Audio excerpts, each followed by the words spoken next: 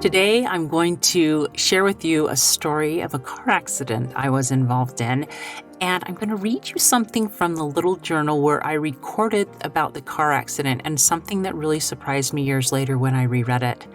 I'm also going to share with you a Thanksgiving tradition that we have in my family. Stay tuned.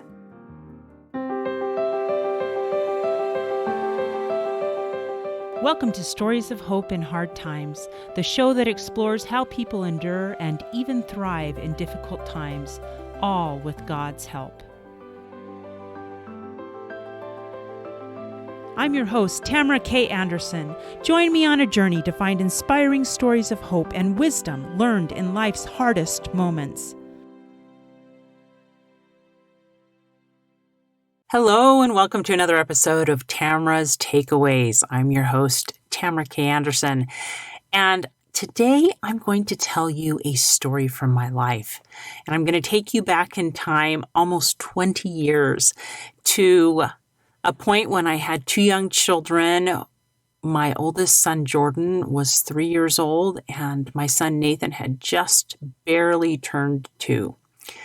And our family was getting ready to move from California, where we had been living for the past almost 4 years, to Bentonville, Arkansas, which was clear across the country and way far away from family since our family lives out west.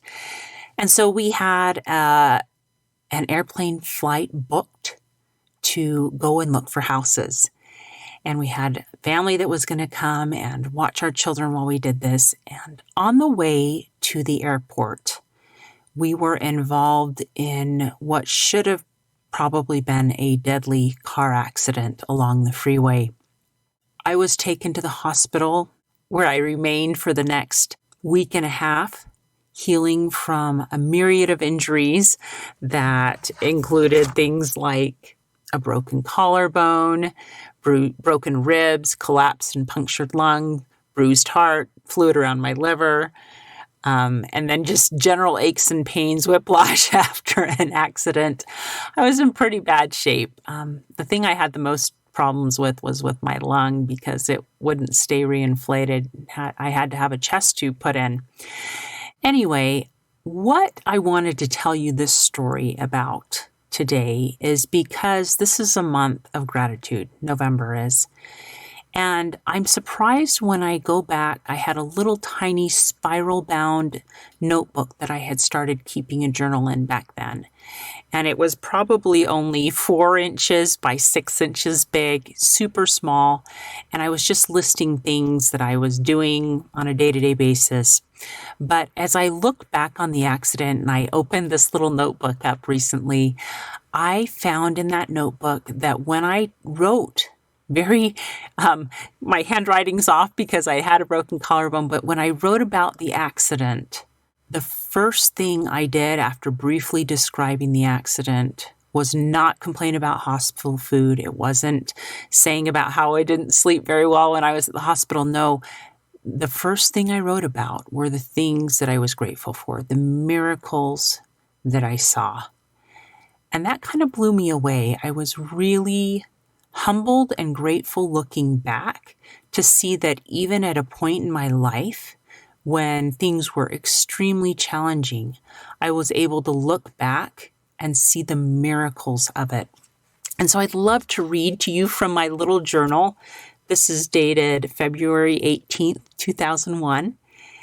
And it says, here are the miracles. The driver of the other car was not in it, or else I doubt she would have lived. Her car crumpled like an accordion. Number 2, the engine of our car was thrashed, but nothing came and crushed us in the passenger area of the car. In fact, you could completely open my door, which was good because the paramedics had to remove me. The third thing I was thankful for, the kids were not with us. I am so grateful they were spared. And even to this day, I think back on the accident and think how thankful I am that they weren't with us because I'm sure it would have killed them. Number 4, we had Justin's mom and sisters coming down right as the accident was happening, and my parents coming on the following Monday. So we had family help, which right there in town, which was such a miracle because we lived at least 3.5 hours from my in-laws and at least 8-hour drive from my family. So it was a blessing we had family already planning on coming in town. Number 5, we weren't hit by any other cars after the accident happened. And this is such a miracle and such an amazing thing I'm grateful for since we went over into the next lane. An interesting side note I wrote here, as I say, we had prayed for protection before we left, and the Lord spared us. Number 6, when I first arrived at the hospital and got an unusual EKG, the doctors were quite concerned about my heart. I received a blessing or a prayer over me that evening, and the next day they couldn't find anything wrong with my heart. It was truly a miracle from the Lord. I was promised a full recovery and that none of the damage done would be permanent. I'm humbled and grateful. Another thing I write that I'm thankful for, as I said, Justin was released that first night of the accident. He had a broken nose, bruises, cuts, stitches, aches, and stuff, but I'm so grateful he wasn't hurt any worse. He has been able to help me. And then I write, the Lord has sent us many angels to help in this tragedy. My mother-in-law stayed with me the first night, and I'm so grateful she did, as I lost my cookies 3 times and needed a lot of help. Bless her heart, she even fed me. She took Nathan back to her home to stay with her for the next month. I'm thankful for my parents. My mother stayed with me every night. She helped me so much. My dad took care of Jordan, and it's been fun to see him grow into the role of father or grandfather. And then my parents ended up taking Jordan home because they knew that neither Justin nor I could take care of them. And then I said, I'm thankful that so many people have been praying for us, both in our home congregation, in my in-laws' congregation, in my parents' congregation, and all of our family and friends nationwide. I'm so humbled. This is why the Lord is blessing and healing us. The power of prayer is a mighty tool. Nothing is too great for the Lord. Miracles do happen today. And I'm sorry if I get a little teary when I read that to you. It brings back so many amazing thoughts and memories and feelings. But even now, as I look back on that car accident, I can't help but be thankful for the miracles that, first of all, we didn't die, but that I was able to see the miracles and not see all the things that were difficult.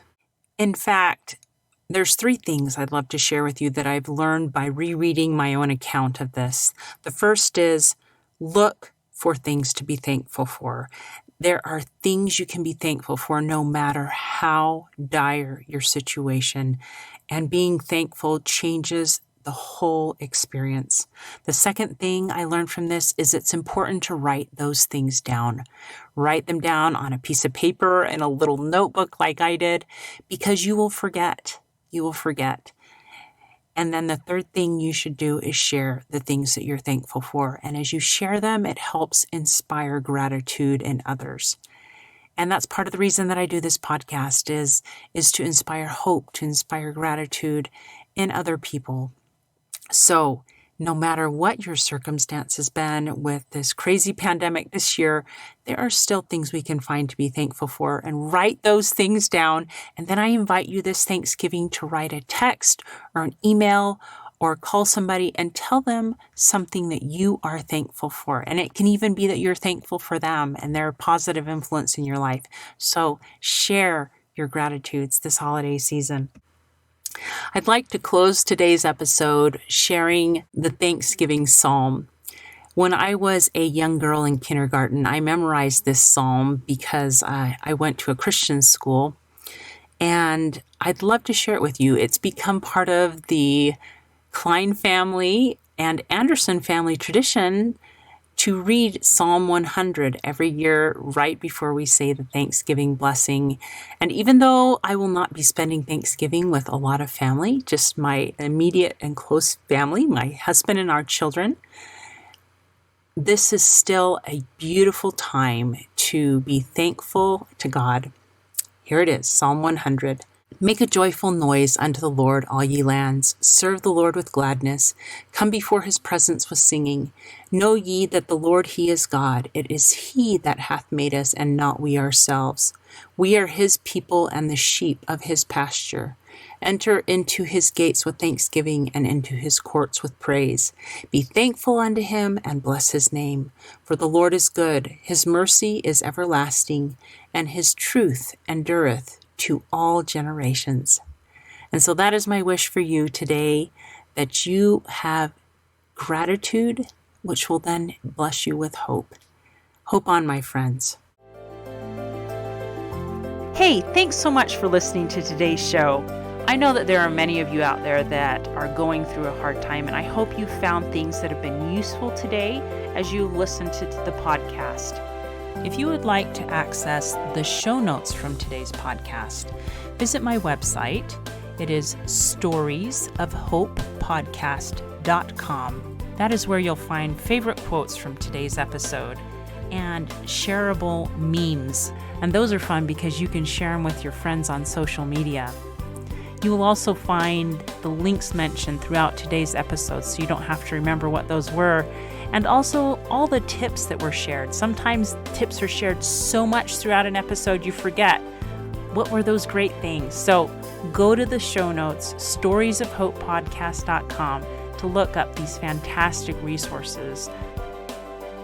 You know, if someone kept coming to mind during today's episode, perhaps that means that you should share this with them. Maybe there was a story shared or a tip that they really, really need to hear. So go ahead and share this episode with them. May God bless you, especially if you are struggling, with hope to carry on and with the strength to keep going when things get tough. Remember to walk with Christ, and he will help bear that burden. Above all else, remember, God loves you.